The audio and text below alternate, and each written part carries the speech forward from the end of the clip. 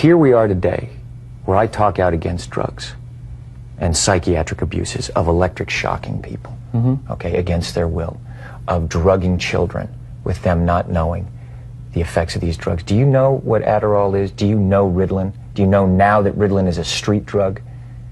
Do you understand that? The difference is, this was not against her will, though. But this wasn't against Brooke's will. Matt, I'm asking you a question. I understand there's abuse of all of these things. No, you see, here's the problem. You don't know the history of psychiatry. I do. All it does is mask the problem, Matt. And if you understand the history of it, it masks the problem. That's what it does. That's all it does. You're not getting to the reason why. There is no such thing as a chemical imbalance. I'm saying that drugs aren't the answer, that these drugs are very dangerous. They're mind-altering, antipsychotic drugs.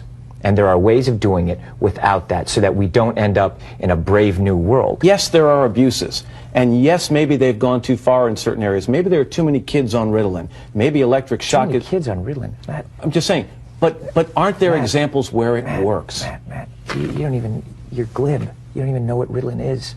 If you start talking about chemical imbalance, you have to evaluate and read the research papers on how they came up with these theories, Matt. Okay? That's what I've done. And you go and you say, where's the medical test? Where's the blood test that says how much Ritalin you're supposed to get?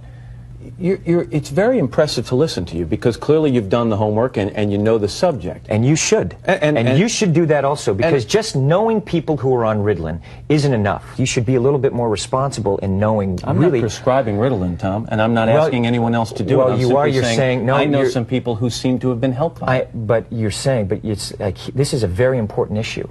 This is couldn't agree more. And you know what? And you're here on the Today Show, right? And to talk about it in a way of saying, well, isn't it okay, and being reasonable about it when you don't know, and I do.